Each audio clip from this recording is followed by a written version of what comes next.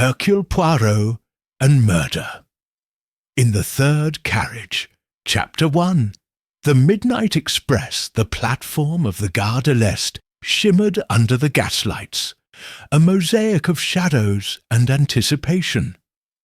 It was precisely 11 o'clock on a crisp autumn evening, 1935, and the midnight express, that paragon of opulence, stood ready to embark on its journey from Paris to Istanbul.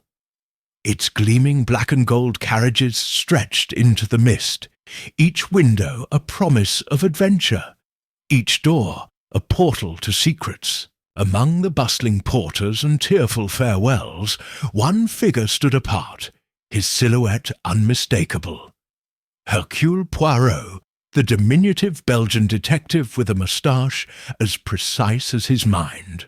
Poirot adjusted his Homburg hat, his green eyes scanning the crowd with the quiet intensity of a man who saw not merely faces, but motives. He was, for once, not on a case. A rare holiday beckoned, a respite from the labyrinths of crime that so often ensnared him. Yet, as he handed his ticket to the conductor, a prickling at the nape of his neck suggested that fate had other plans. "Monsieur Poirot," the conductor said with a deferential nod, "you are in the third carriage, compartment 7. Bon voyage." The third carriage was a marvel of craftsmanship, its polished wood panels and velvet curtains exuding wealth. Poirot stepped inside, his patent leather shoes sinking into the plush carpet. The corridor was narrow, lined with numbered doors, each concealing a private world. He noted the faint scent of lavender, mingled with something sharper. Cigar smoke, perhaps, or nervous sweat. His compartment was impeccable. A neatly made bed, a small table with a crystal water carafe, and a window framing the receding lights of Paris. But Poirot's attention was drawn outward, to the other occupants of the third carriage, whose voices and movements filtered through the walls. First, there was Miss Eleanor Vance, an American heiress whose nervous laughter echoed from compartment 5. She was young, no more than 25, with auburn curls and a habit of clutching her pearl necklace as if it were a talisman. Poirot had overheard her at the station, fretting to a porter about a lost hat box. Her anxiety seemed disproportionate, her eyes darting as though expecting pursuit. Was it merely the strain of travel, or something more sinister? In compartment 8, Sir Reginald Harrow, a British diplomat with a brusque manner, was barking orders at his valet. His florid face and impeccable tweeds marked him as a man accustomed to command. Yet his curt dismissal of the conductor hinted at unease. Poirot's little grey cells registered the diplomat's heavy briefcase, chained to his wrist, a precaution that spoke of secrets too valuable for ordinary locks. Then there was the valet himself, a wiry man named Victor Duval, whose sallow complexion and evasive gaze intrigued Poirot. Duval moved with the silent efficiency of a shadow, his hands never still, as though accustomed to tasks best left unseen. When Poirot passed him in the corridor, Duval's eyes flickered with recognition, or was it fear, before he vanished behind a door. Other figures populated the carriage.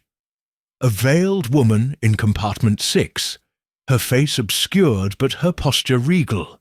A jovial Italian merchant in compartment 9, whose booming laugh masked a calculating glance, and a quiet governess in compartment 10, her plain attire at odds with the diamond brooch pinned to her shawl. Each was a piece in a puzzle Poirot had not yet been asked to solve, yet his instinct whispered that the puzzle was forming. Dinner in the dining car was a spectacle of crystal and silver, the clink of glasses harmonizing with the rhythmic clatter of the train. Poirot, seated alone, observed his fellow passengers. Miss Vance toyed with her soup, her fork trembling. Sir Reginald argued with the waiter over the wine, his voice carrying a note of strain. The veiled woman dined in silence, her gloved hands precise, and Duval, curiously absent from his master's side, was nowhere to be seen. As Poirot returned to the third carriage, the train plunged into a tunnel, the sudden darkness amplifying the creak of wood and the distant hum of conversation. He paused, outside his compartment, his hand on the door, when a sound froze him. A scream, sharp and fleeting, from somewhere within the carriage. It was not a cry of pain, but of terror, cut off as abruptly as it began. The corridor was empty, the other doors closed, yet the air felt charged, as though the scream lingered in the walls. Poirot's heart quickened, not with fear, but with certainty. The midnight express, for all its elegance, was no longer a mere conveyance. It was a stage, and the curtain had risen on a drama of murder. He straightened his tie, his mind already sifting through the faces, the glances, the inconsistencies. Mon ami, he murmured to himself, the little grey cells, they are awake. Chapter 2. The body in compartment 9, the midnight express, thundered through the night, its rhythm unbroken despite the scream that had pierced the third carriage mere hours ago. Hercule Poirot, unable to sleep, sat in his compartment, his notebook open, his fountain pen poised. The scream, he noted, had come from the direction of compartments 8 or 9, though the silence that followed was equally telling. He was about to retire when a sharp rap at his door shattered the stillness. Monsieur Poirot! It was the conductor, Monsieur Leclerc, his usually composed face pale as chalk. A tragedy, monsieur. In compartment 9, Signor Moretti, he is dead. Poirot's moustache twitched, his green eyes sharpening. Dead, you say? Show me at once. The corridor of the third carriage was a tableau of chaos. Miss Eleanor Vance peered from her doorway, her face ashen, clutching a silk shawl. Sir Reginald, Harrow, stood imperiously near his compartment, demanding answers, while the veiled woman lingered at the far end, her expression unreadable. Victor Duval, the valet, was conspicuously absent. Poirot followed Leclerc to compartment 9, where the door stood ajar, revealing a scene that would haunt the midnight express for the remainder of its journey.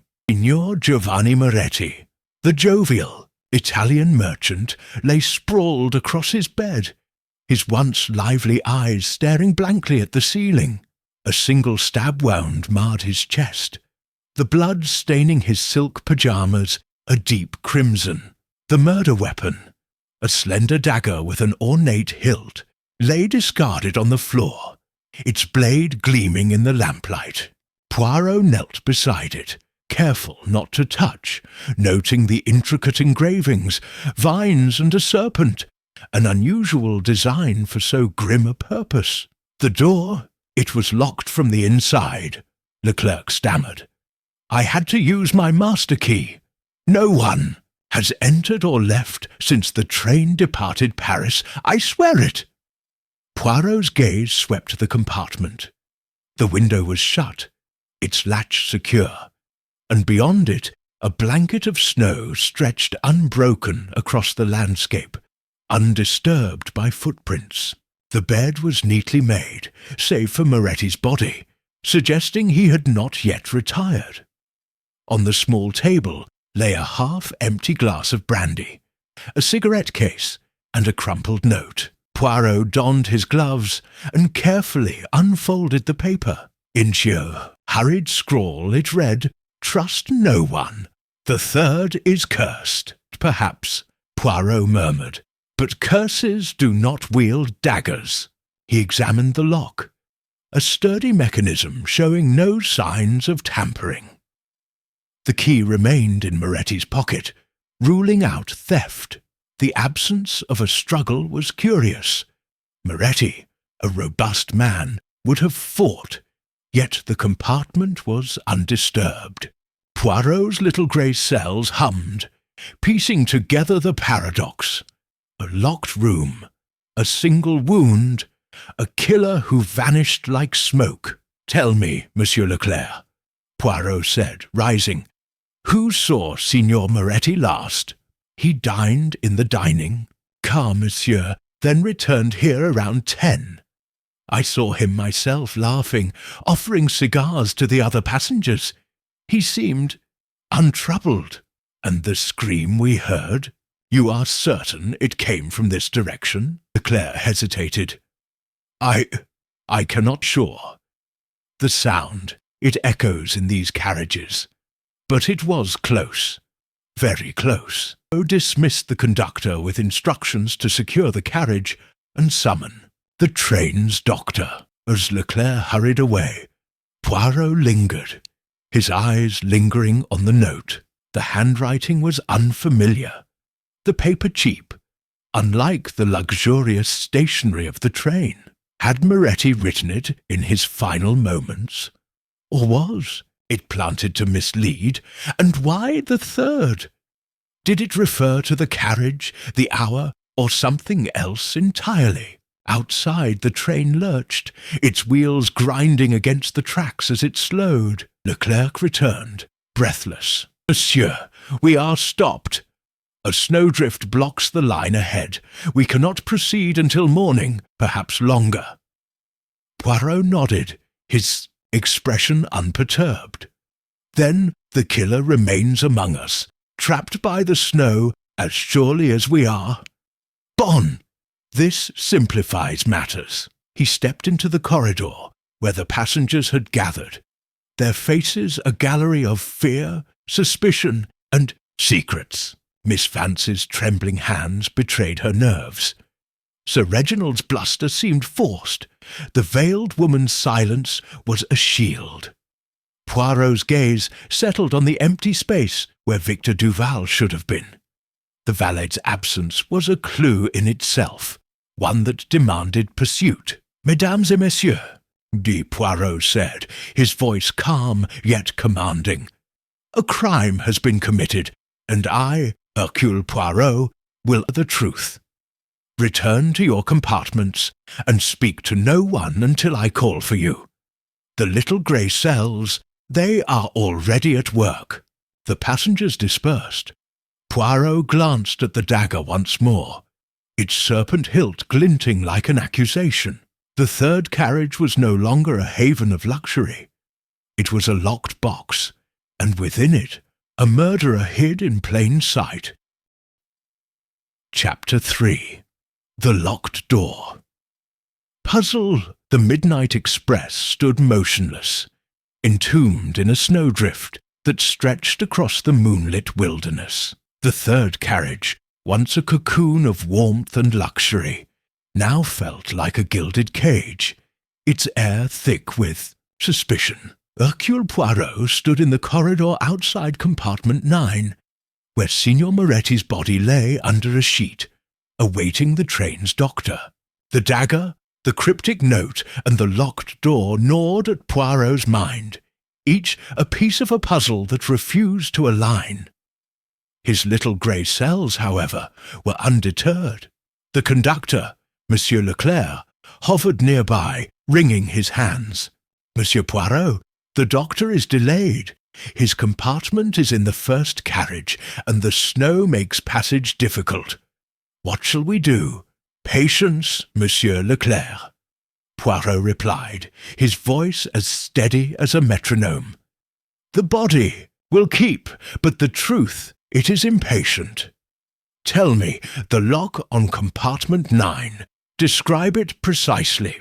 Leclerc gestured to the door, its brass fittings gleaming under the corridor's lamps. "It is a standard lock, monsieur, used throughout the train. The passenger's key locks it from the inside or out. Only my master key can override it, and I keep it on my person at all times." Poirot knelt, his magnifying glass catching the light as he inspected the lock. No scratches, no signs of forcing. The key, still in Moretti's pocket, was unblemished. "And the window?" he asked, rising. "Sealed shut, monsieur. The snow outside is untouched, as you saw. No one could have entered or exited that way." Poirot nodded, his moustache twitching. A locked door, a sealed window, a dead man stabbed, in a room he alone occupied. Yet the dagger lay discarded, as if the killer had no fear of discovery. "The time of death," he mused aloud. "The doctor will confirm, but the blood was fresh when we found him, non? The murder occurred after the scream, between 10 and midnight," Leclerc agreed, his brow furrowed. "Yes, monsieur. Signor, Moretti was alive at 10 when I saw him return from the dining car." Poirot's eyes narrowed. "And the scream, you said it echoed. Could it have come from another carriage?"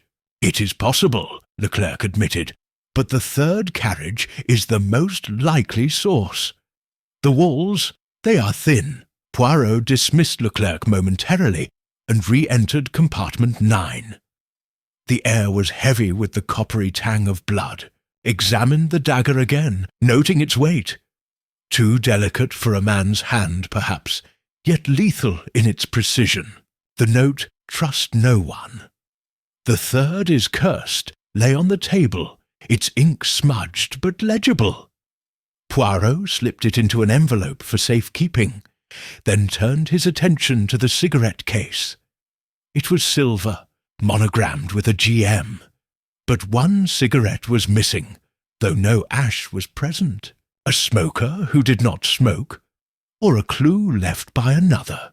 His inspection was interrupted by a low groan from the train, followed by a shudder. Leclerc reappeared, breathless. "Monsieur, the snowdrift is worse than we thought.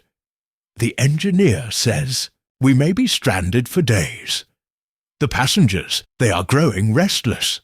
"Bon," Poirot said, almost to himself. "A captive audience for a murderer. Let us speak with you now, Monsieur Leclerc, in the dining car.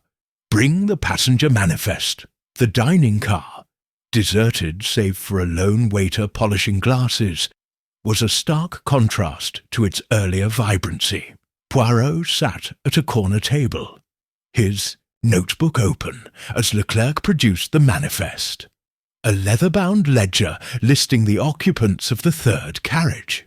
Poirot's finger traced the names.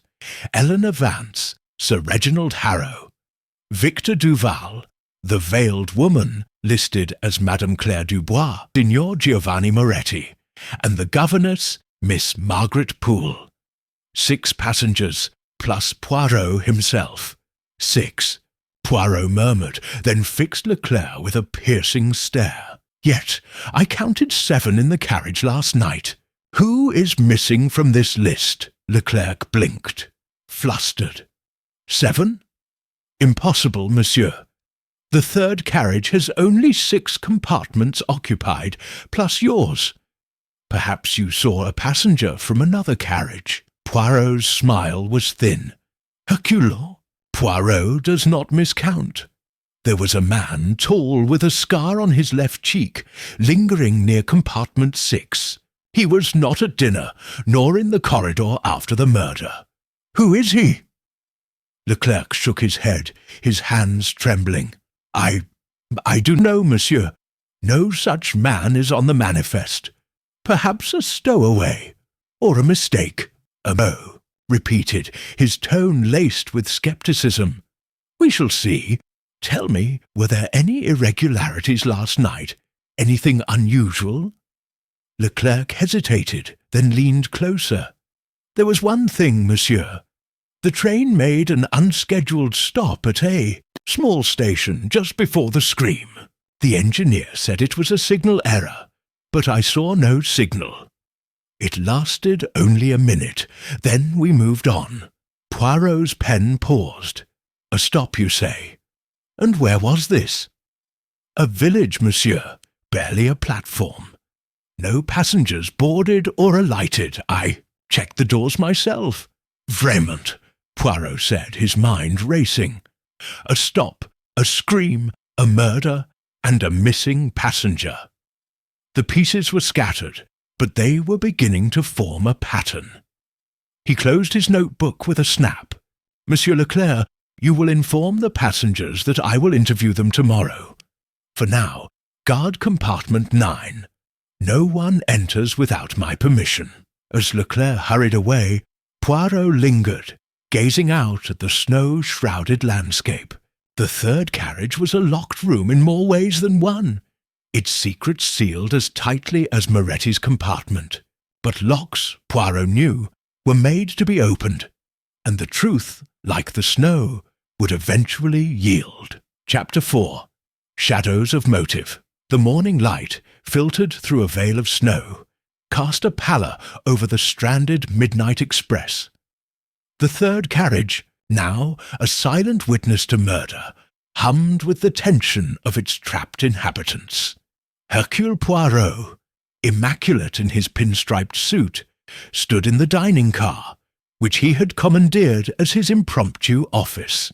The passengers of the third carriage were to be interviewed, and Poirot, with his notebook and his little grey cells, was ready to peel back the layers of deception. The dining car's mahogany tables gleamed, but the air was heavy with unease. Poirot had instructed Monsieur Leclerc to summon the passengers one by one, beginning with Miss Eleanor Vance, the nervous heiress whose trembling hands had not escaped his notice. As she entered, her auburn curls were slightly dishevelled, and her eyes darted to the snow-blocked windows as if seeking escape. Mademoiselle Vance, Poirot began, his voice smooth as velvet. You will tell me, s'il vous plaît, of your acquaintance with Signor Moretti. Miss Vance clutched her pearl necklace, her fingers twisting the beads. I barely knew him, Monsieur Poirot. We spoke briefly at dinner. He was charming, offered me a cigar, which I declined. That was all. Poirot's moustache twitched. And yet, mademoiselle, you were seen speaking with him in the corridor before dinner, your voices raised. What was the nature of this conversation? Her cheeks flushed. It was nothing.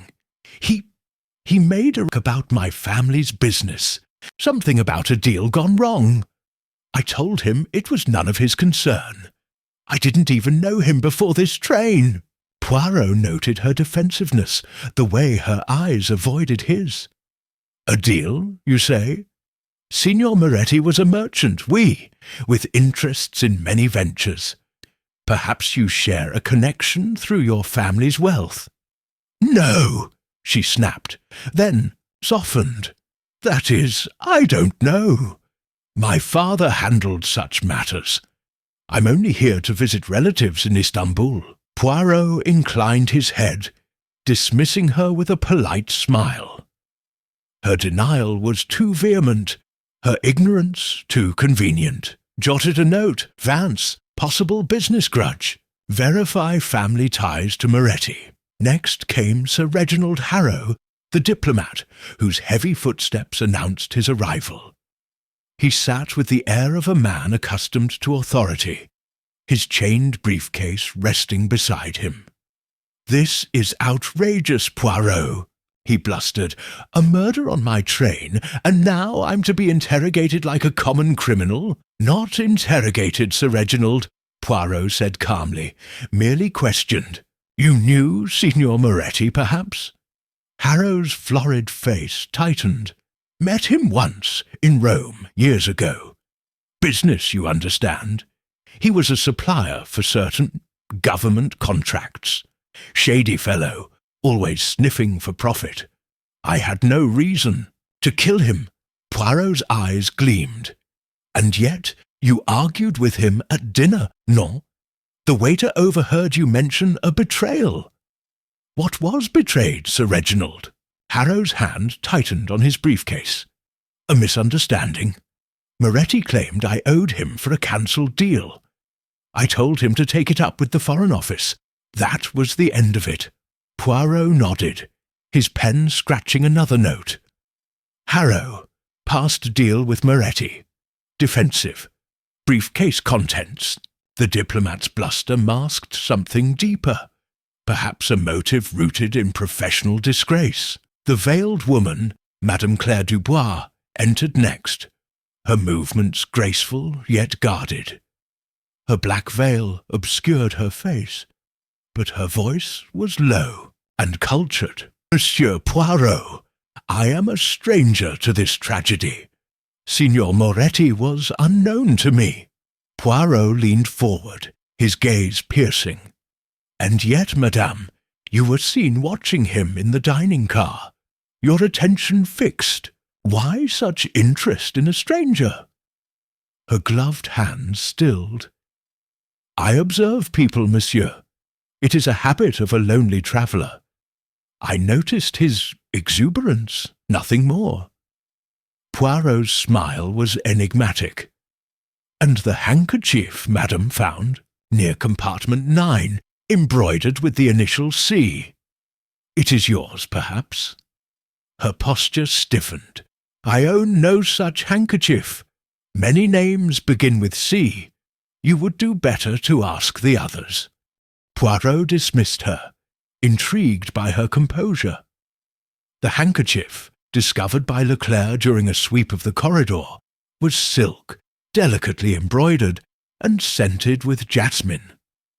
It was not among Moretti's belongings, suggesting the killer, or a witness had dropped it. Dubois denies handkerchief. Possible lie. Motive unclear. The governess, Miss Margaret Poole, was brief, claiming no knowledge of Moretti beyond a passing greeting. Her diamond brooch, however, caught Poirot's eye. An extravagance for her modest station. Victor Duval, the valet, remained elusive, reportedly ill in his master's compartment. Poirot's request to see him was met with a vague promise from Sir Reginald. As the interviews concluded, Poirot stood, gazing at the snow outside. Each passenger had a shadow of motive. Vance's family business, Harrow's betrayed deal, Dubois' secretive observation. The handkerchief was a tantalizing clue, its C a possible link to Madame Dubois, or a cunning misdirection. And Duval's absence gnawed at him, a gap in the puzzle that demanded filling. Monsieur Leclerc, Poirot called, summoning the conductor. You will watch the passengers closely, and find Monsieur Duval. His illness, it is most convenient. The dining car emptied, but Poirot remained, his notebook filled with questions. The third carriage was a web of lies, and the handkerchief, like a spider's thread, pointed to a truth he had yet to unravel. The snow might hold the train, but it could not hold Hercule Poirot. Chapter 5. The Vanishing Valet. The snow continued to entomb the midnight express, its icy grip tightening around the third carriage, where suspicion festered like a wound. Hercule Poirot, undeterred by the cold or the passengers' evasions, paced the corridor outside compartment 9, where Signor Moretti's body lay, a silent accusation.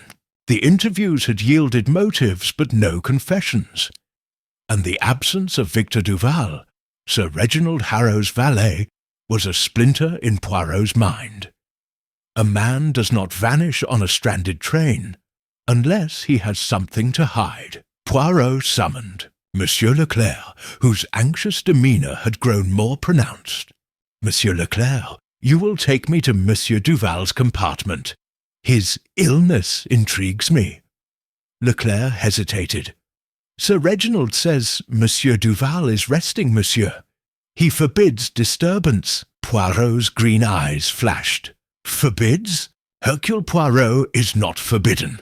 Lead the way. They approached compartment 8, Sir Reginald's quarters, where Duval supposedly resided in an adjacent servant's nook. Sir Reginald stood guard at the door, his florid face set in a scowl. This is preposterous, Poirot. My valet is unwell, not a fugitive. You'll not barge in like some common constable." Poirot's voice was silk over steel. "Sir Reginald, a man is dead, and your valet was last seen near the scene. If he is innocent, he has nothing to fear. Step aside." Grudgingly, Harrow complied, revealing a small, sparsely furnished compartment. The bed was empty, the blankets untouched. A single valise lay in the corner, its contents, shirts, a razor, a pocket watch, hastily packed. Duval was gone. "Impossible," Harrow sputtered. "He was here an hour ago complaining of a fever." Poirot's moustache twitched. "A fever that permits him to vanish? Non, Sir Reginald. Your valet has fled, or been removed." He knelt, inspecting the floorboards, and paused. A faint seam, barely visible, ran along the wall panel. With a gentle press, the panel clicked open, revealing a narrow crawl space behind the compartment, just wide enough for a man to slip through. It led to the undercarriage, or perhaps another part of the train. "Mon Dieu," Poirot murmured. "A secret passage. This changes the puzzle," Leclerc gasped. "I knew nothing of this, monsieur. The train's design is old, but such a thing." Poirot silenced him with a raised hand, his mind racing. The passage could explain how the killer entered or exited Moretti's locked compartment, or how Duval disappeared. But why flee now, unless he feared exposure? Poirot resolved to search the crawl space later, when the passengers were distracted. As he emerged, a new commotion erupted in the corridor. Miss Eleanor Vance, her face pale, clutched at Leclerc's arm. "My sapphire brooch, it's gone! Stolen from my compartment while I was at breakfast. It's worth a fortune." Poirot's eyes narrowed. "Stolen, mademoiselle? Describe this brooch." "It's a star-shaped sapphire, set in gold, a family heirloom," she said, her voice trembling. "I left it in my jewellery case last night, and now it's missing." Poirot noted her distress, but also her hesitation. Was the theft genuine, or a distraction? "Mademoiselle, you will show me your compartment, and you, Monsieur Leclerc, will ensure no one leaves the carriage." Miss Vance's compartment, the jewellery case lay open, its velvet lining empty save for a single pearl earring. Poirot examined the lock on the door, intact like Moretti's, and the window still sealed. "Another locked room," he mused. "The thief is bold or desperate." He questioned Miss Vance further, probing her connection to Moretti. "You spoke of a business deal yesterday, mademoiselle. Could this brooch be tied to Signor Moretti's ventures? He was a merchant, perhaps in jewels?" Her eyes widened. "No, I told you, I barely knew him. The brooch was my mother's, nothing to do with him." Poirot dismissed her, unconvinced. The theft suggested a motive beyond murder. Greed, perhaps, or a need to fund an escape. He turned to Sir Reginald, who had lingered nearby. "Your valet, Sir Reginald. He was in this corridor last night. Could he have taken the brooch?" Harrow bristled. "Duval is no thief. He's served me loyally for years. You're barking up the wrong tree, Poirot." Poirot's smile was enigmatic. "We shall see. Loyalty, it is a fragile thing," he returned, to compartment 9, where the handkerchief with the initial C still puzzled him. The crawl space added a new dimension to the locked room mystery, suggesting the killer, and perhaps Duval, had a means of movement unseen by others. But the brooch's theft pointed to a larger scheme. Was Moretti's death the goal, or a means to an end? As Poirot pondered, Madame Claire Dubois passed by, her veil fluttering. "Monsieur Poirot," she said softly. "You seek a thief and a killer. But what if they are the same?" Poirot met her gaze, though her eyes were hidden. "A possibility, madam.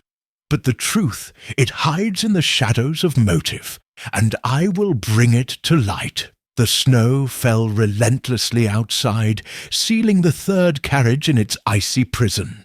Duval's disappearance, the stolen brooch, and the hidden passage were threads in a tapestry Poirot was only beginning to unravel. The killer, he knew, was watching, waiting for his next mistake. But Hercule Poirot made no mistakes. Chapter 6. Whispers in the Dining Car. The snowbound midnight express groaned under the weight of its icy prison. Its third carriage, a crucible of secrets. As evening descended, the passengers of the third carriage gathered in the dining car, summoned by necessity and the promise of warmth. The chandeliers cast a golden glow, but the atmosphere was brittle, each glance a silent accusation. Hercule Poirot, seated at a corner table, sipped his coffee, his green eyes scanning the room like a hawk. The murder of Signor Moretti, the vanishing valet, and the stolen sapphire brooch had woven a web of distrust, and Poirot was determined to find its centre. Miss Eleanor Vance sat alone, her auburn curls pinned tightly, her fingers twisting a napkin instead of her missing brooch.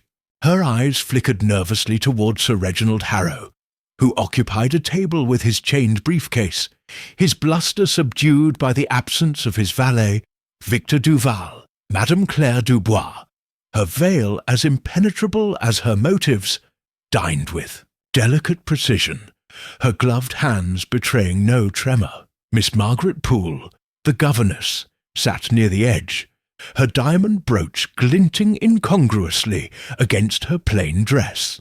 The empty chair where Duval should have been was a silent presence, as conspicuous as the missing man himself. Poirot's attention was drawn to a low murmur from a table across the car, where two strangers from another carriage, a gaunt man with spectacles and a woman with a sharp, bird-like face, spoke in hushed tones. Their words were indistinct, but Poirot caught fragments. "Third, too risky. The blade!" He leaned closer, feigning interest in his dessert, and deciphered a phrase. "The serpent strikes at midnight." It was cryptic, perhaps meaningless, but the mention of a serpent recalled the dagger's ornate hilt, engraved with vines and a coiled snake. A coincidence? Poirot thought not. The dining car's rhythm was disrupted by a sudden clatter. Sir Reginald, reaching for his wine, knocked over his glass, the red liquid spilling across the white tablecloth like blood. He cursed, dabbing at the stain, but Poirot's eyes were on the waiter, who had flinched at the sound. The waiter, a young man with nervous hands, hurried to clean the mess, and as he did, something fell from his apron. A small metal tool, no larger than a key, etched with a faint serpent design. Poirot's heart quickened. He rose, intercepting the waiter before he could retrieve it. "Pardon, monsieur," Poirot said, stooping to pick up the tool. "This is yours?" The waiter, flustered, nodded. "Yes, monsieur. Just a tool for the wine bottles. I must have dropped it." Poirot turned the object in his gloved hand. It was no corkscrew, but a delicate instrument, perhaps for lock-picking or engraving. The serpent etching matched the dagger's hilt too closely to be chance. "Curious," Poirot said, pocketing it despite the waiter's protest. "We shall discuss this later." Returning to his seat, Poirot observed the passengers' reactions. Miss Vance had paled at the sight of the tool, her napkin now shredded. Madame Dubois' veil shifted slightly, as if she had turned to watch. Sir Reginald, oblivious, continued, mopping his spill. But Miss Poole's eyes lingered on Poirot, her expression unreadable. The coded conversation at the other table had ceased, the strangers now engrossed in their meal. Poirot's mind sifted through the clues. The serpent motif linked the dagger and the tool, suggesting a connection to the killer, or a group. The adjective, spilled wine, had revealed the waiter's secret, but was he an accomplice or a pawn? And the whispered phrase, "The serpent strikes at midnight," hinted at a plan, perhaps another crime. The third carriage, Poirot realized, was not merely a crime scene, but a stage for something larger. As dinner concluded, the passengers dispersed, their footsteps heavy with unease. Poirot lingered, summoning Monsieur Leclerc. "The waiter, Monsieur Leclerc. His name and history, s'il vous plaît." Leclerc frowned. "Pierre, monsieur. A new hire, joined just before this journey. He's reliable, but quiet. Why do you ask?" Poirot produced the tool, its serpent etching glinting. This was his. "It is no wine-opener. Watch him closely, and report any unusual behaviour." Leclerc nodded, his face pale. "Monsieur, the passengers are frightened. They whisper of a curse, like the note said. The third is cursed." Poirot's smile was thin. "Curses are for the superstitious, Monsieur Leclerc. I deal in facts. And the fact is, a killer walks among us." As Leclerc departed, Poirot gazed at the snow outside, its relentless fall a mirror to his resolve.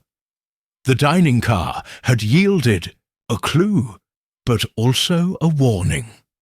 The serpent, it seemed, was not done striking. Poirot adjusted his tie, his little grey cells alight with the challenge. The truth was close, hidden in whispers and shadows, and he would not rest until it was his. Chapter 7. The Heiress's Secret. The midnight express remained a prisoner of the snow, its third carriage a crucible where fear and deception simmered.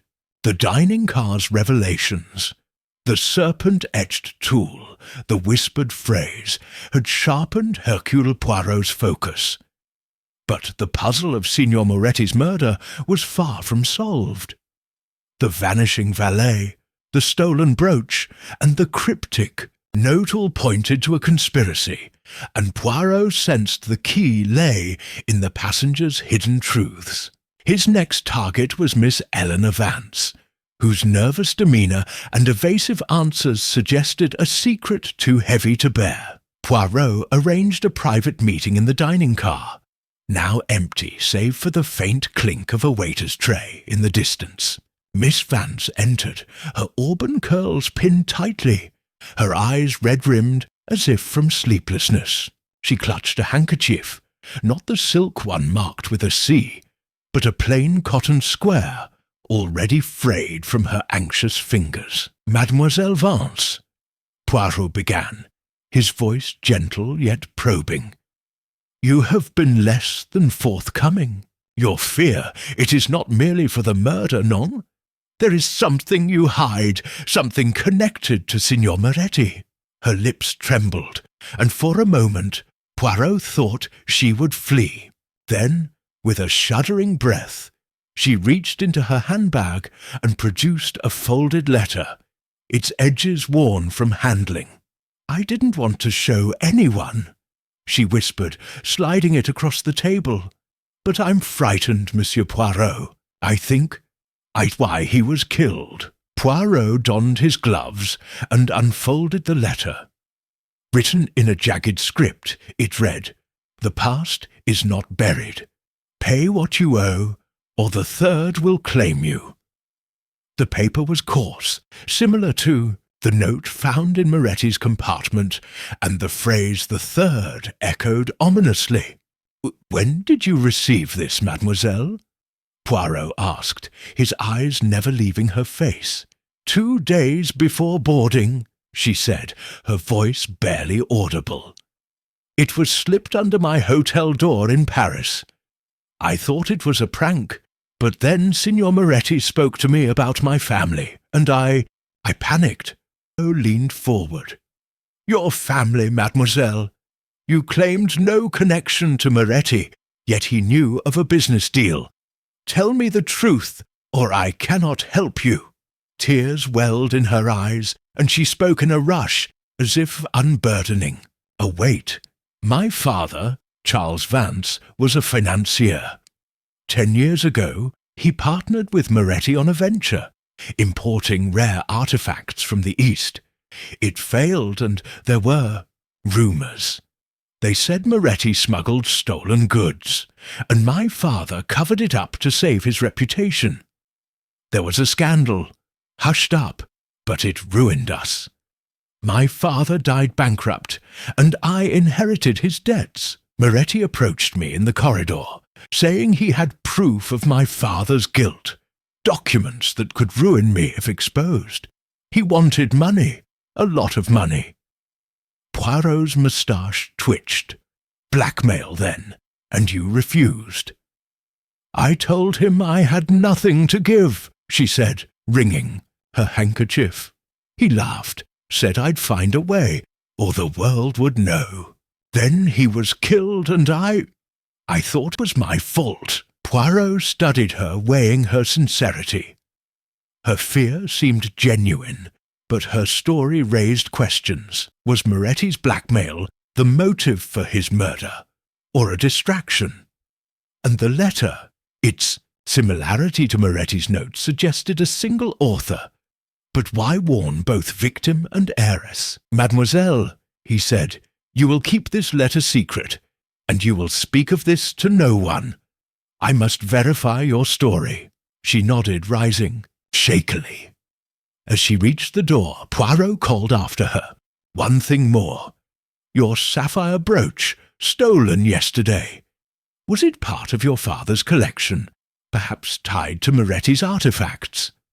Her face paled. "No.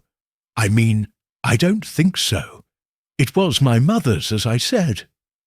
Poirot dismissed, her unconvinced. Her hesitation was a crack in her facade, and the brooch's theft now seemed less random. He jotted in his notebook, "Vance, blackmail victim. Brooch possibly linked to Moretti's smuggling. Letter's author?" The dining car grew quieter as Poirot pondered. The snow outside was unrelenting, and the passengers' paranoia was palpable. Sir Reginald Harrow had grown more withdrawn, his briefcase never leaving his side. Madame Claire. Dubois avoided conversation, her veil a shield against scrutiny. Miss Poole, the governess, had taken to reading in her compartment, but her diamond brooch continued to puzzle Poirot, an extravagance for a woman of her means. And Victor Duval's absence loomed larger, his disappearance through the hidden crawl space, a thread Poirot had yet to pull. A sudden shout from the corridor broke his reverie. Monsieur Leclerc appeared, breathless. "Monsieur Poirot." A passenger saw someone near the third carriage's rear door, an hour ago, in the dark. They couldn't identify them, but they swear it was no conductor. Poirot's eyes gleamed. "Vraiment? Then our vanishing valet may not be far. Search the train, Monsieur Leclerc, and check the crawl space I found. Our killer, or their accomplice, is growing careless." As Leclerc hurried away, Poirot gazed at Miss Vance's letter, its jagged script a mirror to Moretti's note. The heiress's secret had illuminated a motive, but also a paradox. If Moretti was blackmailing her, why was he killed before collecting? The third carriage, with its locked doors and hidden passages, held the answer, and Poirot's little grey cells were closing in. Chapter 8. Footprints in the snow. The midnight express stood frozen in its snowy tomb, but a fleeting thaw had softened the drifts, granting a narrow window of opportunity. Hercule Poirot clad in his overcoat and scarf, seized the moment to examine the exterior of the third carriage, where Signor Moretti's murder and Victor Duval's disappearance remained unsolved. The passengers, confined and restless, whispered of curses and conspiracies. But Poirot trusted only the evidence before him. The snow, he knew, could not lie, though it could conceal. With Monsieur Leclerc at his side, Poirot stepped into the biting air, his patent leather shoes crunching against the softened snow. The train loomed like a sleeping giant, its black and gold carriages dusted with frost. Poirot's focus was the third carriage, particularly the area beneath compartment 9, where Moretti had been stabbed in a locked room. The window, sealed from within, showed no signs of tampering, but Poirot's gaze dropped to the ground. There, faint but unmistakable, were footprints, small irregular impressions leading away from the carriage's undercarriage. They stretched for 10 paces, then stopped abruptly, as if the walker had been spirited away. Poirot knelt, his magnifying glass catching the weak sunlight. "Curieux," he murmured. "The prints are shallow, made by a light step, perhaps a woman's, or a man careful to tread softly. But why do they vanish?" Leclerc shivered, glancing at the desolate landscape. "Could they have climbed back onto the train, monsieur? Or been covered by fresh snow?" Poirot shook his head.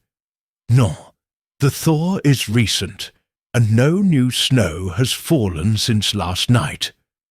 The prints end because the maker wished them to end. Perhaps they were lifted or used some device to obscure their path." He traced the prints back to the carriage, noting a faint scrape near the undercarriage, where the hidden crawl space he had discovered in Duval's compartment opened. "The valet, perhaps," he mused, "or another who knows the train's secrets." Returning inside, Poirot's mind churned. The footprints suggested an exit after the murder, but the locked compartment and sealed window complicated the timeline. Had the killer used the crawl space to escape, leaving footprints before the snow deepened?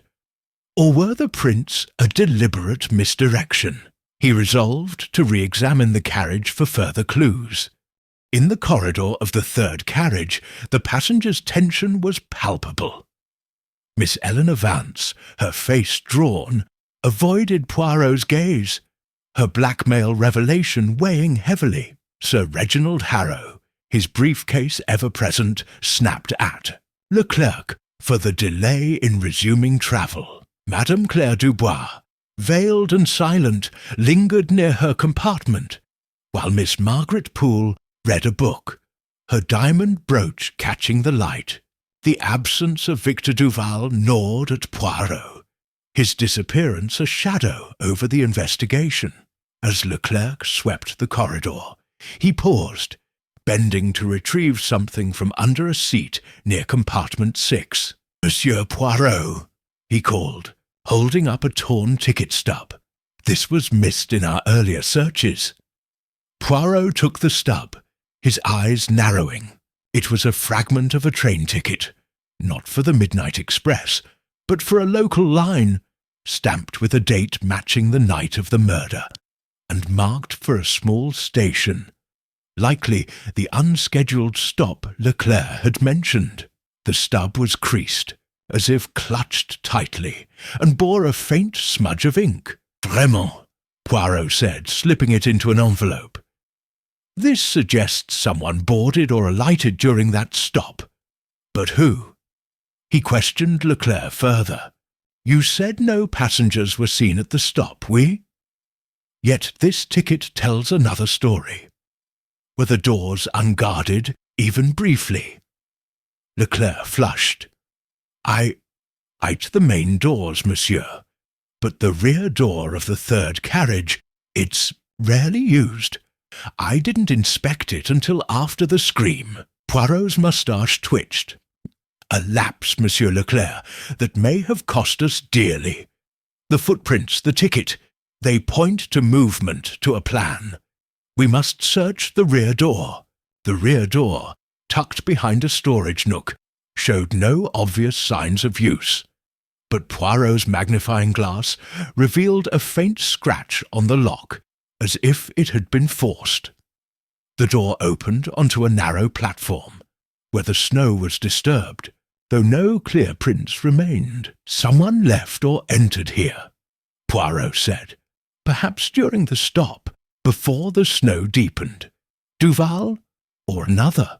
Back in the dining car, Poirot sat with his notebook, the ticket stub and footprints, forming a new pattern. The unscheduled stop was no accident.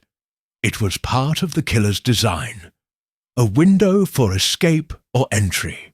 But the vanishing footprints suggested a confederate, someone who aided the killer's disappearance, and the ticket stub, with its local origin, hinted at a passenger not on the manifest.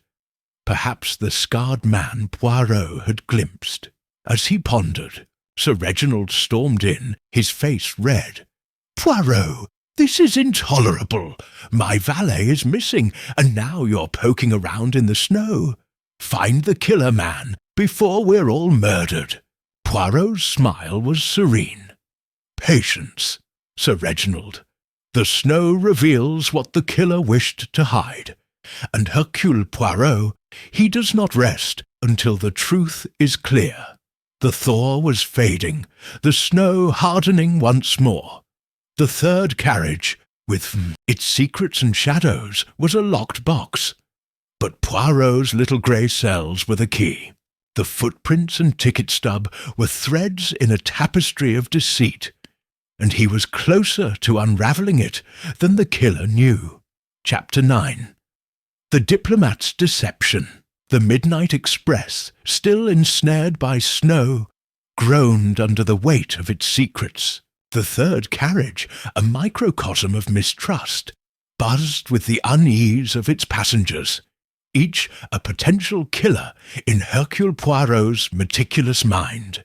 The footprints in the snow, the torn ticket stub, and Miss Eleanor Vance's blackmail letter had woven a complex web. But Poirot's focus now turned to Sir Reginald Harrow, the diplomat whose bluster and chained briefcase hinted at a deeper role in Signor Moretti's murder.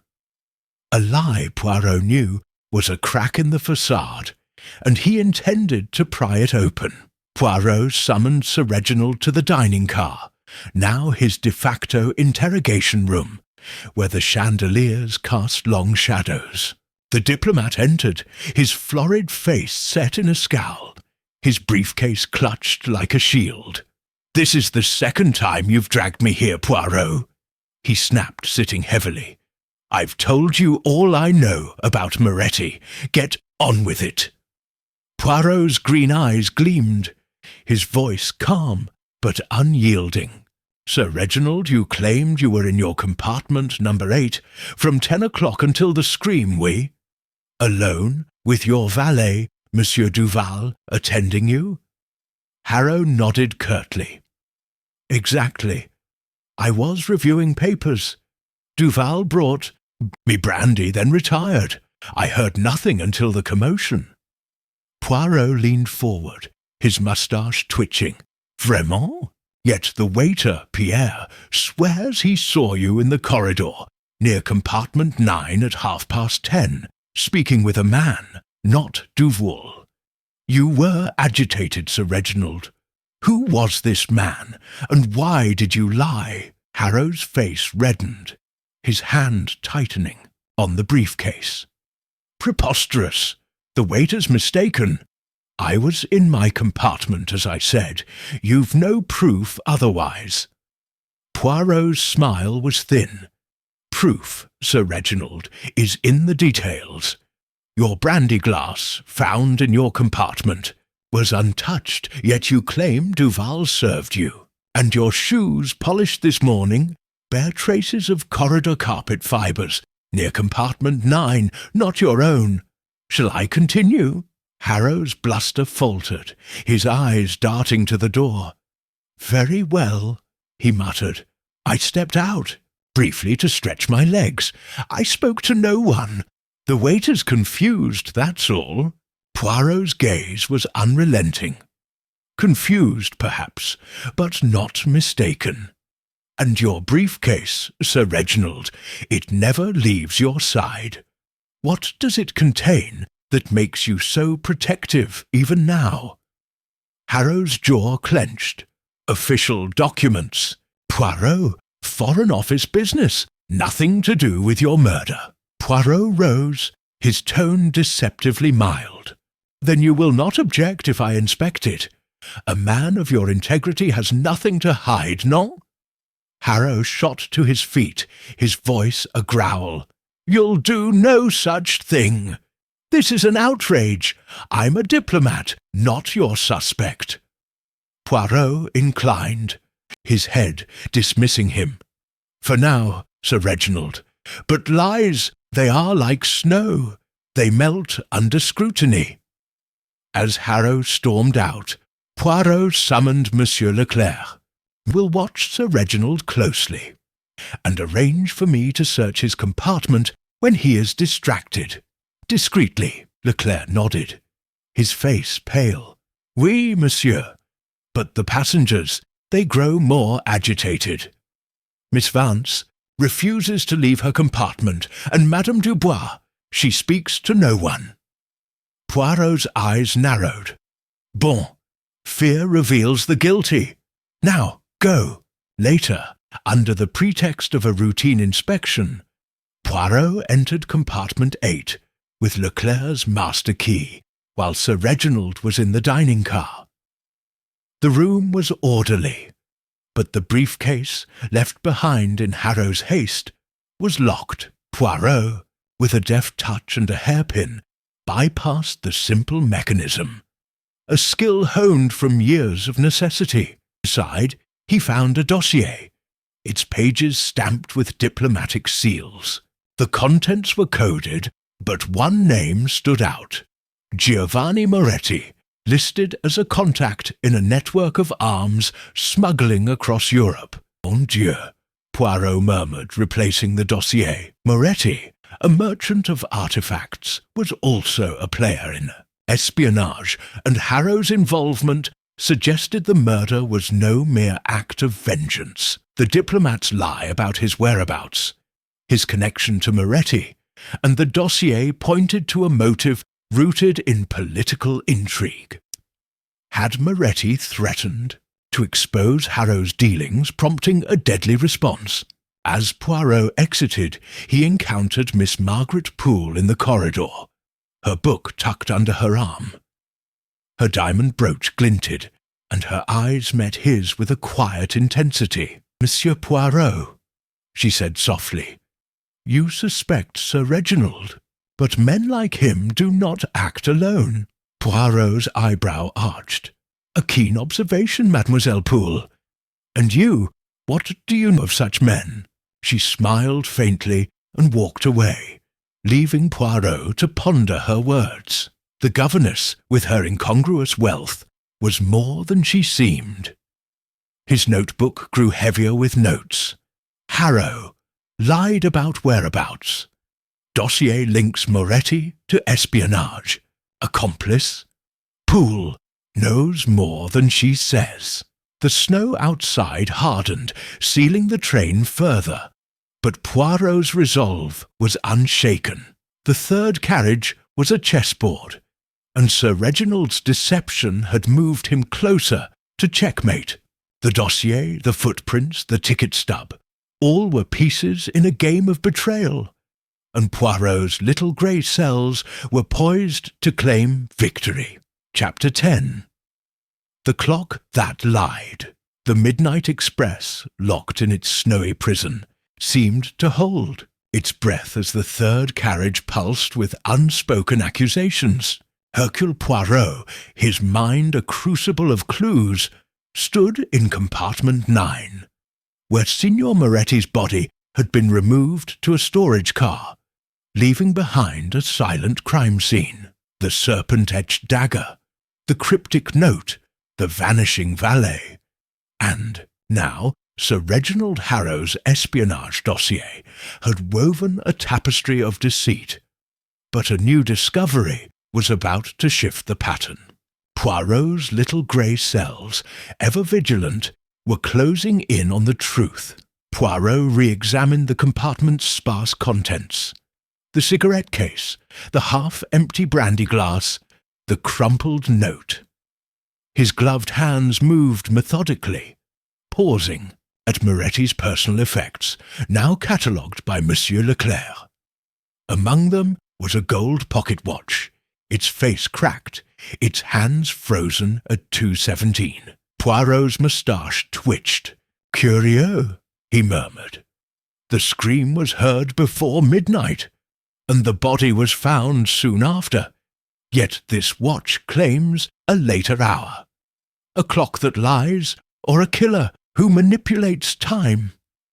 He turned the watch over, noting a faint scratch near the winding stem, as if it had been forced. The crack in the glass suggested impact, but the compartment showed no signs of a struggle. "Monsieur Leclerc," Poirot called, summoning the conductor, who appeared, his face etched with fatigue. "This watch, when was it found?" "In Moretti's pocket, monsieur," Leclerc replied. "I noticed it when we moved the body. I assumed it broke during the attack." Poirot shook his head. "No, the wound was precise, the room undisturbed. This watch was stopped deliberately, to mislead us. Tell me, the train schedule. What time did we make the unscheduled stop you mentioned?" Leclerc consulted his log. 11:15, monsieur, for 1 minute. We resumed until the snowdrift halted us at 11:45.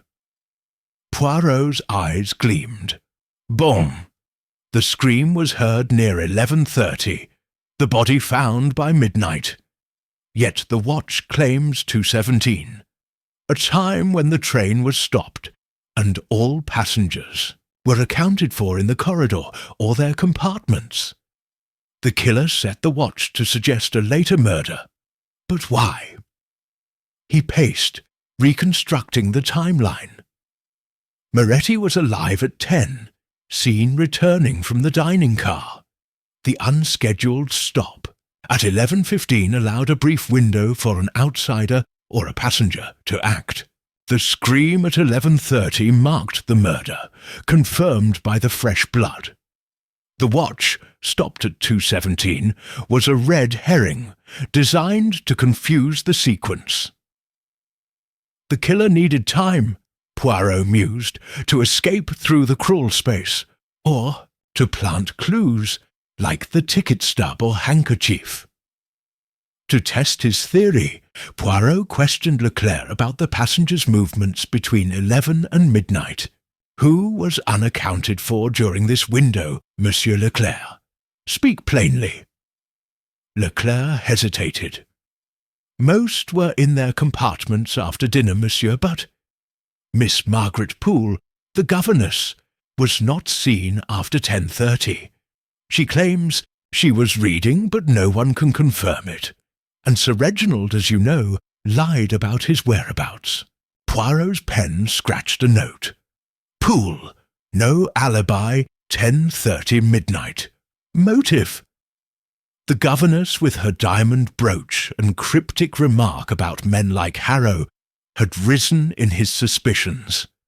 Her absence during the critical window was damning, yet her demeanour suggested calculation, not panic. Was she the killer, or a witness who chose silence? Poirot returned to the dining car, where the passengers' paranoia had curdled into open hostility. Miss Eleanor Vance, clutching her shawl, avoided eye contact. Her blackmail letter, a secret Poirot guarded.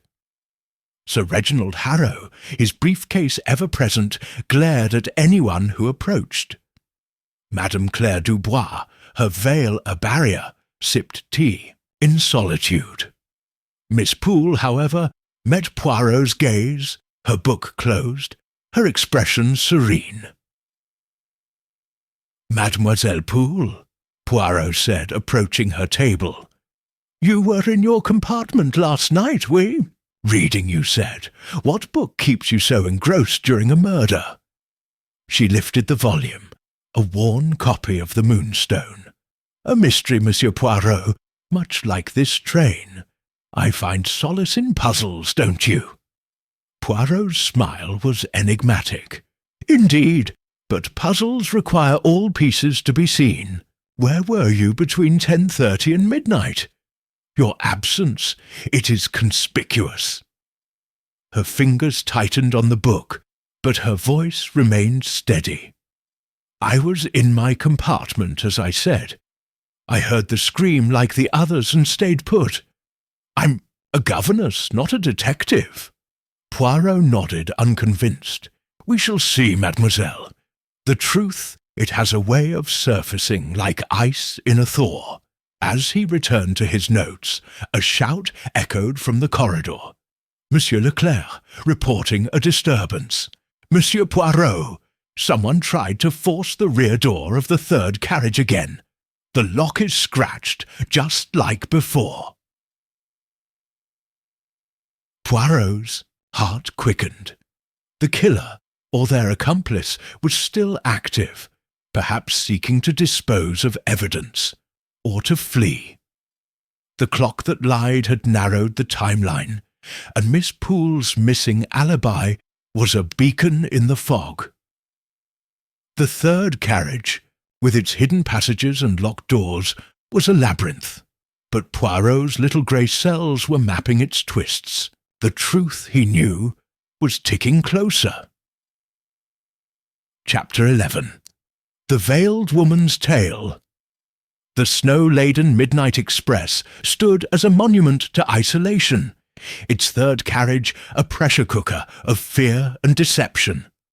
Hercule Poirot, his mind a mosaic of clues, the tampered watch, the espionage dossier, the vanishing footprints, knew the killer was growing desperate. The attempted tampering with the rear door and Miss Margaret Poole's missing alibi had tightened the net. But Poirot's focus now turned to Madame Claire Dubois, the veiled woman whose silence was as enigmatic as her presence. Her tale, he sensed, held a key to Signor Moretti's murder. Poirot arranged a private audience in the dining car. Its chandeliers dimmed to conserve power, casting the room in a conspiratorial glow. Madame Dubois entered, her black veil obscuring her face, her movements measured but tense. She sat, her gloved hands folded, as if bracing for an assault. Madame Dubois, Poirot began, his voice a blend of courtesy and steel. You have observed much but said little. Your interest in Signor Moretti was noted, yet you claim no connection. The handkerchief marked C found near the murder suggests otherwise. It is time for the truth. Her posture stiffened, and for a moment silence was her only reply. Then, with a sigh, she lifted her veil, revealing a face both elegant and weathered, her dark eyes haunted. Monsieur Poirot, she said, her voice low, I fled the third carriage to avoid recognition, not to hide guilt. But you are correct. Moretti and I were linked, though not as you might think. Poirot leaned forward, his green eyes piercing. Continue, madam. What link binds you to a murdered man? She hesitated, her fingers tracing the edge of her glove. 20 years ago, in Venice, I was Claire Moretti, Giovanni's sister-in-law. My husband, Antonio, was his brother, a merchant like him. They dealt in artifacts, but Giovanni's greed led them into smuggling. Stolen relics sold to private collectors.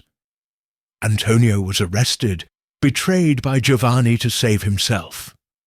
My husband died in prison, and I was left disgraced, my name tainted. I changed it, hid my face, and rebuilt my life. But Giovanni found me weeks before this journey. He threatened to expose my past unless I paid him." Poirot's moustache twitched. "Blackmail again. Like Miss Vance. Did you pay, madam?" "No," she said, her voice hardening. "I refused. He laughed, said he'd ruin me in Istanbul, where I have business interests. I boarded this train to confront him, to beg or threaten him into silence. But I swear, I did not kill him." Poirot studied her, weighing her sincerity. Her story explained her secrecy, but not the handkerchief. "And this, see, madam? You denied owning it, yet it matches your initial." Her eyes flashed. "I spoke the truth. I own no such handkerchief. Someone wishes to implicate me, or to distract you." Poirot nodded, jotting a note. "Dubois, Moretti's sister-in-law. Blackmail motive. Handkerchief planted." Her tale added a new layer to Moretti's character. A serial blackmailer, preying on past sins. But her denial of the handkerchief echoed too neatly with other lies. Was she a victim, or a cunning player? Their conversation was shattered by a scream from the corridor, sharp and panicked. Poirot sprang to his feet, Madame Dubois trailing as he hurried toward the sound. In the third carriage, Miss Eleanor Vance stood outside her compartment, her face ashen, pointing to a jagged tear in her door. "Someone tried to break in," she gasped. "I heard scraping, then footsteps running away." Poirot examined the door, noting fresh scratches around the lock, similar to those on the rear door. A small blade, not unlike the murder weapon, lay discarded nearby, its serpent-edged hilt glinting. "Mon Dieu," Poirot murmured. A second attempt, but not to kill.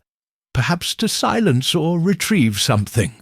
He summoned Monsieur Leclerc, who arrived breathless.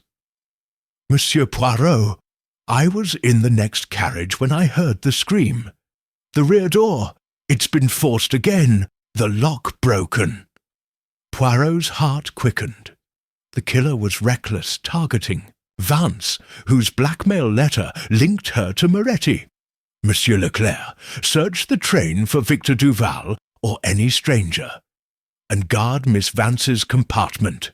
The killer grows bold." As Leclerc rallied the crew, Poirot turned to Madame Dubois, who had lingered, her veil replaced. "Madame, your tale is incomplete, I think. If you know more, speak now, before another falls." She shook her head, her voice a whisper. "I've told you all I dare, Monsieur Poirot.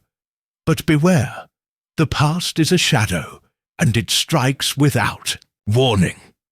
Poirot watched her retreat, his notebook heavy with questions.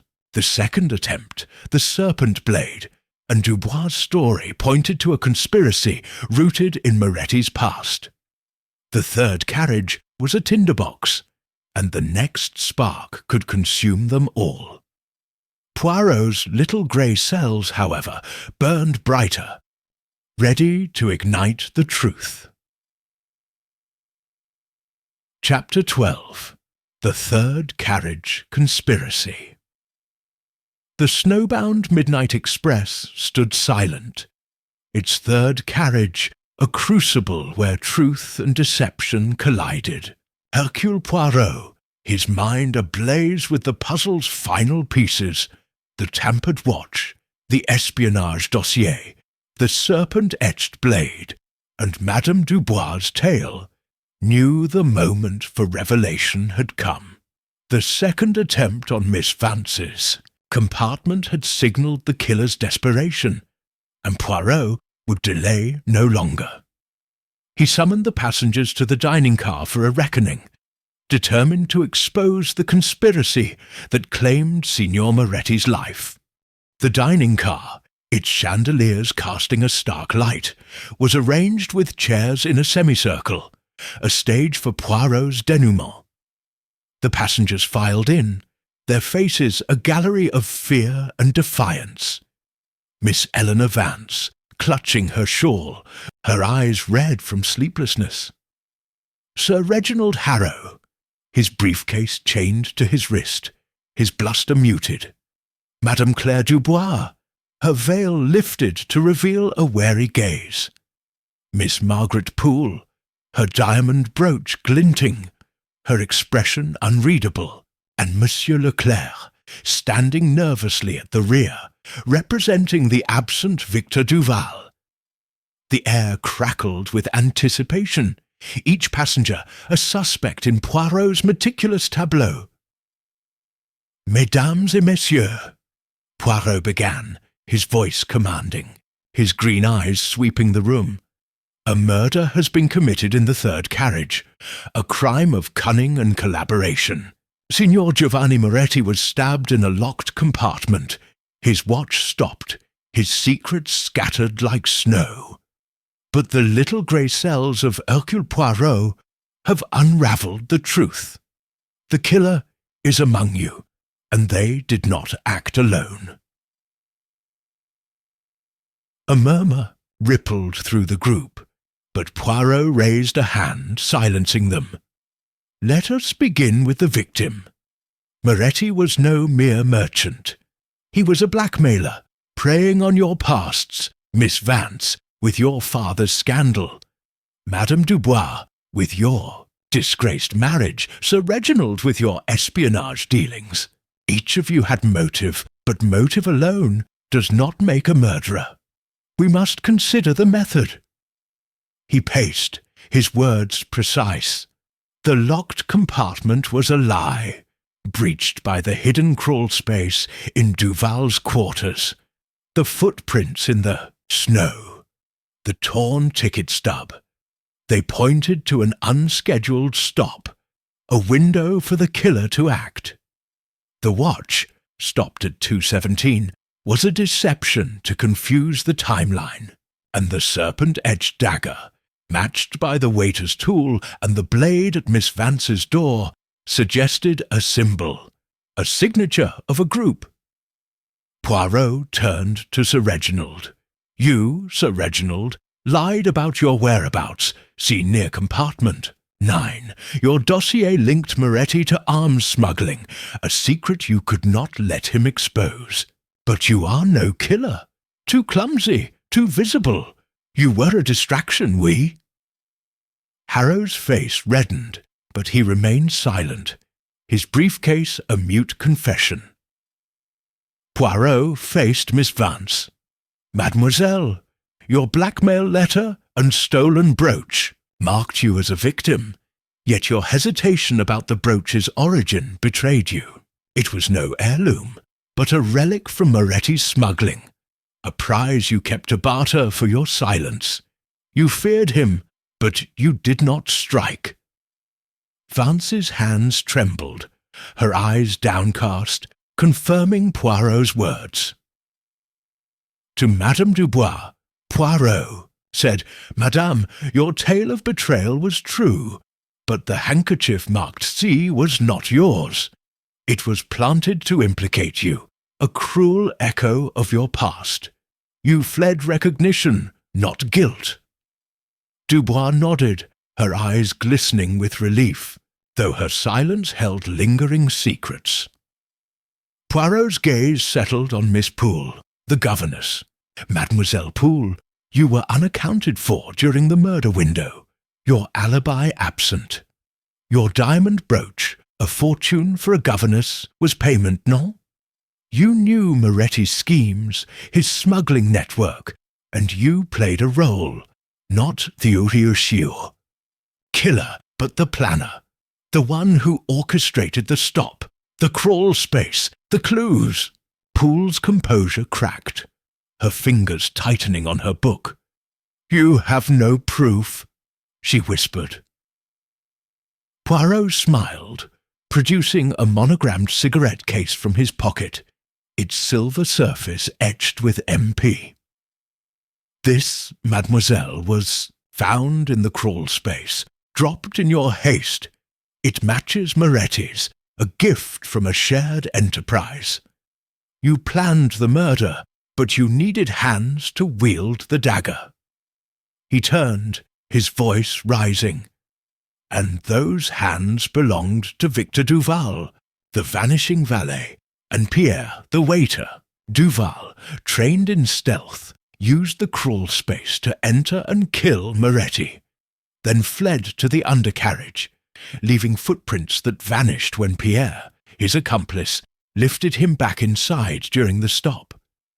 Pierre planted the handkerchief, tampered with the watch, and tried to silence Miss Vance when she grew suspicious. Their serpent-etched tools betray their bond. A smuggling ring, led by Moretti, now turned against him. A gasp echoed, but Poirot was relentless. Miss Poole, you were the mastermind, exploiting Duval's loyalty and Pierre's greed. Moretti's blackmail threatened your profits, so you struck, using the third carriage as your stage. The note, "The third is cursed," was your flourish, a warning to others in your network. Poole's face paled, her book slipping to the floor. You cannot prove this," she stammered, but her voice lacked conviction. Poirot's eyes blazed. The cigarette case, the serpent blades, the timeline, they prove it. Duval is hiding in the train's undercarriage, and Pierre will confess when confronted. The truth, it is inescapable. The dining car fell silent, the passengers stunned. Leclerc stepped forward, his voice trembling. "Monsieur Poirot, shall I fetch the crew to search for Duval?" Poirot nodded. "Oui, Monsieur Leclerc. The game is over." As the passengers dispersed, their faces etched with shock, Poirot gazed at the snow outside. The third carriage conspiracy was laid bare, but one task remained: to bring the guilty to justice. The little grey cells had triumphed, but the final act awaited. Chapter 13. The Little Grey Cells Triumph. The Midnight Express, freed at last from its snowy prison, stirred to life, its wheels grinding against the tracks as the thaw allowed passage. Yet within the third carriage, the air remained heavy with the weight of a solved crime. Hercule Poirot stood in the dining car. The passengers gathered once more, their faces a mix of dread and awe. The conspiracy had been exposed. Miss Margaret, Poole as the mastermind, Victor Duval as the killer, Pierre the waiter as their accomplice. But the final act required Poirot's signature precision to lay bare every detail and deliver justice. Mesdames et messieurs, Poirot began, his voice resonant, his green eyes commanding silence. The murder of Signor Giovanni Moretti was a tapestry of deception, woven with locked doors, hidden passages, and lies. But the little grey cells of Hercule Poirot have unravelled it, thread by thread. Allow me to present the truth. He paced, his hands clasped behind him, the chandeliers casting his shadow across the tense assembly. Moretti was a blackmailer, exploiting the secrets of Miss Vance, Madame Dubois, and Sir Reginald Harrow. But his true danger lay in his smuggling ring, a network of stolen artifacts and arms, managed with Miss Poole, Duval, and Pierre. When Moretti threatened to expose their profits to secure his own wealth, Miss Poole devised a plan to silence him, here in the third carriage. Poirot turned to Miss Poole, who sat rigid, her diamond brooch dull in the light. "Mademoiselle, Poole, you were the architect. Your knowledge of Moretti's past, gained as his confidant, made you indispensable. You orchestrated the unscheduled stop at 11:15, bribing the engineer with funds from your smuggling gains. The torn ticket stub, dropped in haste, betrayed this plot. He produced the stub, its ink-smudged date glinting. During this stop, Victor Duval, your loyal enforcer, used the hidden crawl space in compartment 8 to enter Moretti's locked room. The compartment's lock, untouched, preserved the illusion of impossibility. Duval stabbed Moretti with the serpent-etched dagger, a symbol of your ring, and fled through the crawl space to the undercarriage, leaving footprints in the snow. Poirot's gaze shifted to Sir Reginald, who clutched his briefcase. Sir Reginald, your dossier confirmed Moretti's espionage ties, but you were a pawn, distracted by your own secrets. Your lie about your whereabouts muddied the waters, as Miss Poole intended. He faced Miss Vance, her shawl trembling. Mademoiselle Vance, your blackmail letter and stolen brooch, an artifact from Moretti's smuggling, marked you as a victim, not a killer.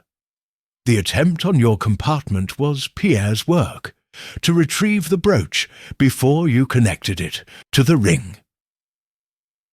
To Madame Dubois, Poirot said, Madame, your past as Moretti's sister-in-law gave you motive, but the handkerchief marked C was planted by Pierre to implicate you, a cruel twist to divert suspicion. Poirot's voice rose, commanding. The watch, stopped at 2:17, was the killer's error. Duval set it to suggest a later murder, but the scream at 11:30 and the fresh blood fixed the time. Pierre, stationed in the dining car, planted the note, "The third is cursed," to sow fear, while Duval hid in the undercarriage awaiting rescue. The monogrammed cigarette case, dropped by Miss Poole in the crawl space, was the final thread. A gasp interrupted him. Monsieur Leclerc, flushed, entered with 2 crew members, dragging a dishevelled Victor Duval, his sallow face bruised from hiding in the train's underbelly. Pierre, handcuffed, followed, his nervous hands stilled by defeat. "We found them, Monsieur Poirot," Leclerc said. "Duval was in the storage car, Pierre in the crew quarters. They've confessed." Poirot nodded, his moustache twitching with satisfaction. "Bon. Miss Poole, your plan was clever, but no plan withstands the scrutiny of Hercule Poirot. You used Duval's skill, Pierre's access, and the train's secrets, but you underestimated the power of observation." Miss Poole's composure shattered, her voice a hiss. "Moretti would have ruined us all. He was a parasite, bleeding us dry. I did what was necessary." Poirot's eyes were cold. "Necessary? No, mademoiselle, murder is never necessary.